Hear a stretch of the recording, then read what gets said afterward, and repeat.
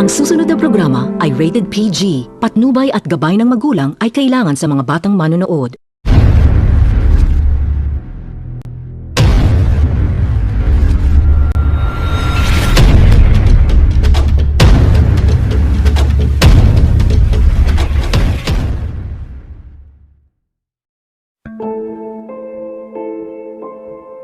Sa panahon na 30, na 20. Ano nga ba ang inflation?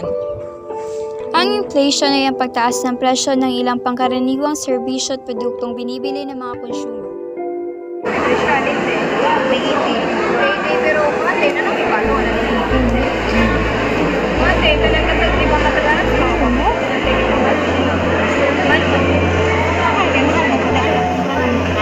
Kumpra ninyo yan. Ano? Oo. Hindi ako na. Hindi. Ano sa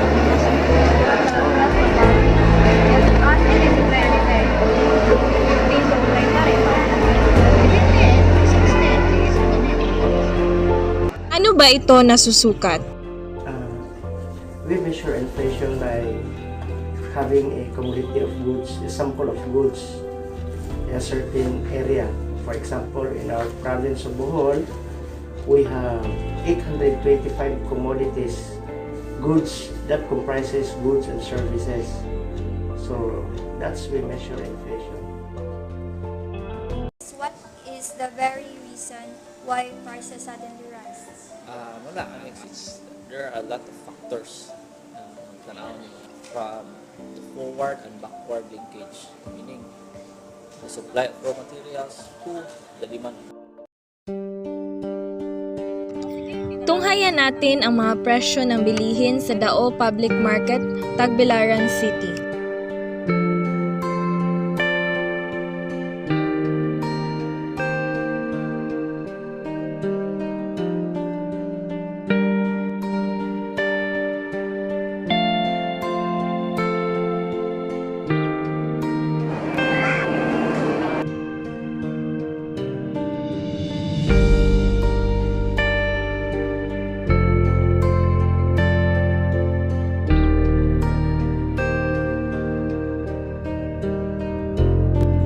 Aming napansin na ang presyo ng mangga ngayon ay umaabot na ng 115 to 120 pesos per kilo.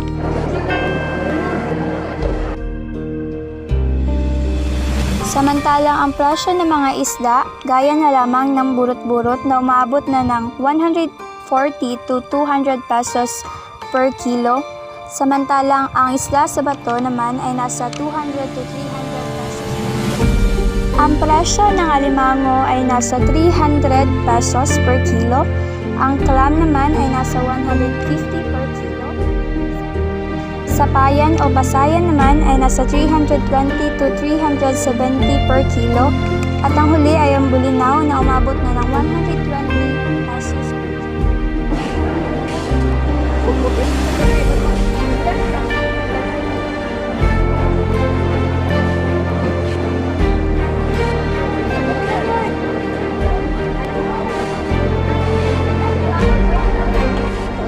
Upang mabigyang kalinawan ang patuloy na pagtaas ng presyo ng mga bilihin, ay aming kinuna ng pahayag ang dalawa sa mga ahensya ng gobyerno na sumusubaybay sa inflation rate. What were the commodities that have always been targeted by the said highest inflation? Last time taas inflation was basically because of the agriculture. Number one, we have the rice from them. Prices of rice suddenly went up, and then the supply of lack of supply of fishes, so medyo nitaas po natin. Basically, because food is part of the baskets of goods, no? So inflation goes up. Okay. And sir, how do the government act in this matter? Okay. In the issue of price, no, that's why there was this law called the Rice Tarification Act. Okay. Prior to that law, we are importing rice, but we are limited into quantity. Meaning, if the government allows 1,000 tons of rice to be imported, 1,000 tons, yun siya. But right now, they are allowed to import rice, not on quantity. Law mo God is that this is to protect the local farmers. We are also doing our part in monitoring the basic and the prime commodities. The government is doing its best to find ways na ang prices of goods or services are ma-afford sa Pilipino. Para at least ang purchasing power sa mga Filipinos mudako. Okay, so basically ang inflation actually is a play of purchasing power. It's a question of purchasing power.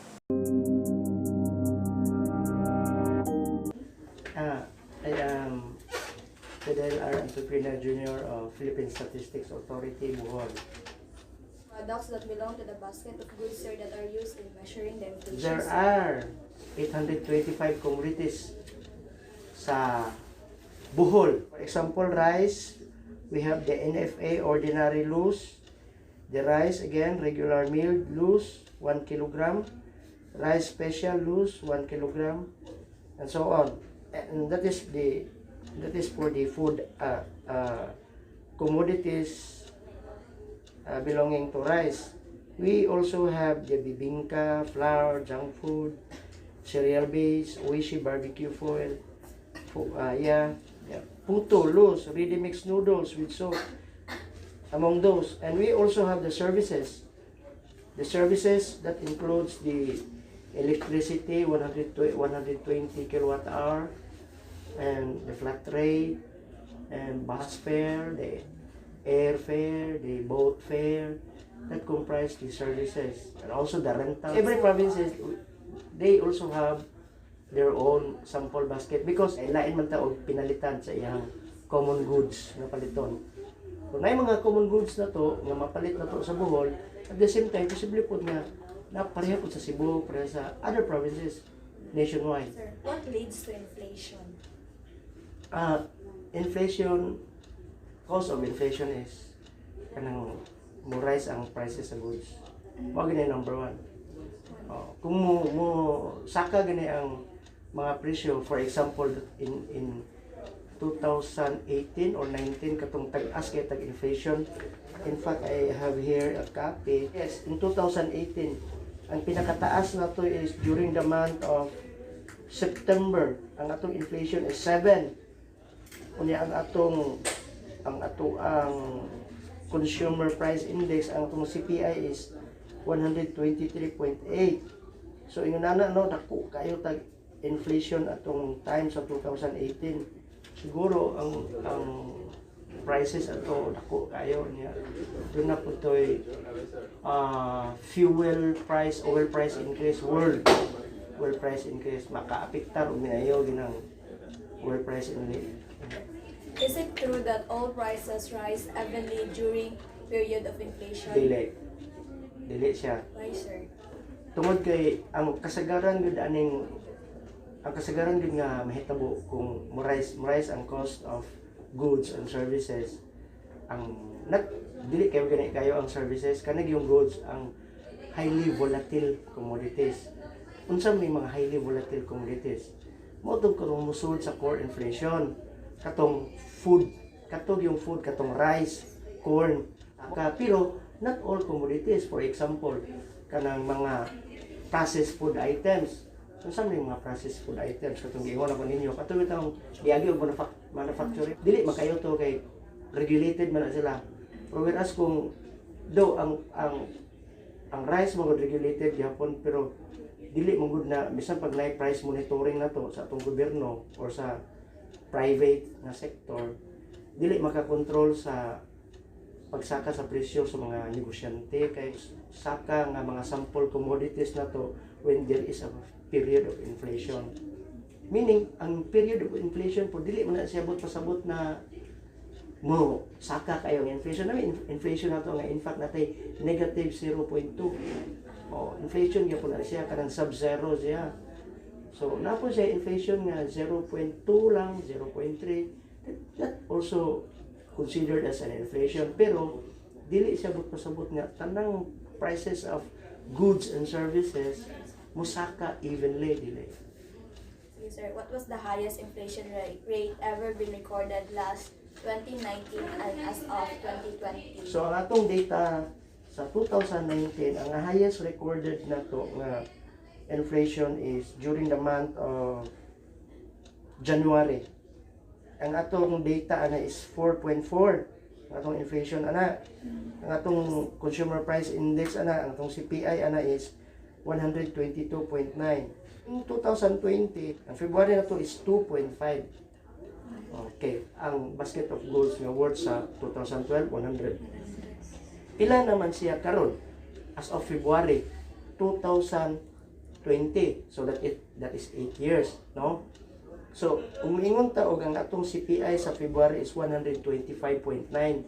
So, gikan siya 100, ang worth of basket sa 100 sa 2012, 125.9 na karon. So, dili pwede na magpaliton na to siya 100. Increase na yun. Di ba? 2012 pagod to. So, pakumprahon ka sa una og worth og 100, dili na to pwede. 125.9 na. So, bot pa sa bot, 125 o 90 centavos ang katong 100 sa una. So, in-increase na og 25.9. So, yun na. So, ang atong inflation po na is 2.5. Minimal ra kayo. Is inflation good or bad? It depends on your standpoint. It depends on how it will be assessed.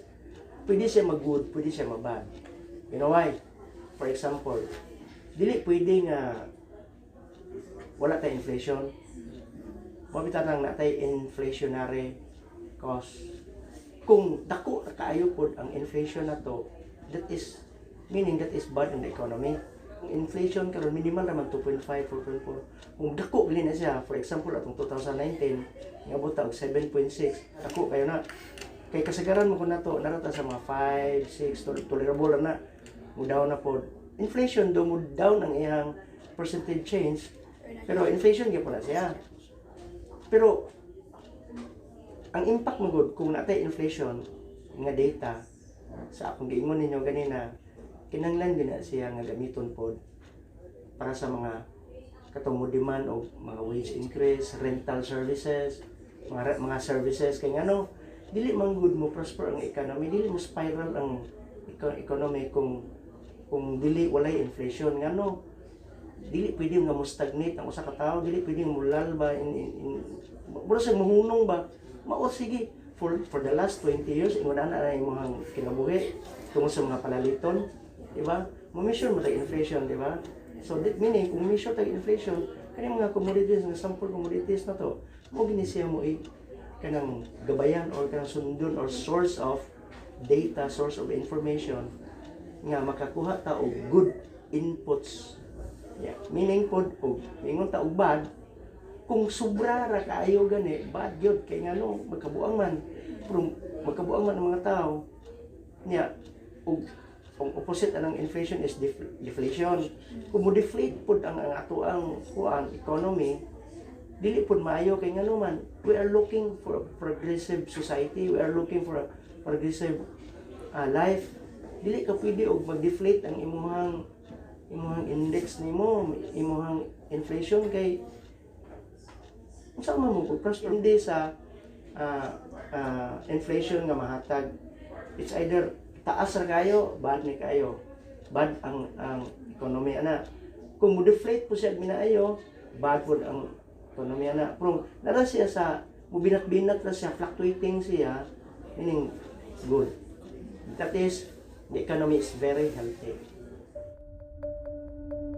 Inflation is actually a good indicator of a healthy economy. If the inflation rate keeps falling, then over a sustained period, you're actually looking at less stability and more potential risk. It can actually lead business to either cut their prices further, reducing company profit.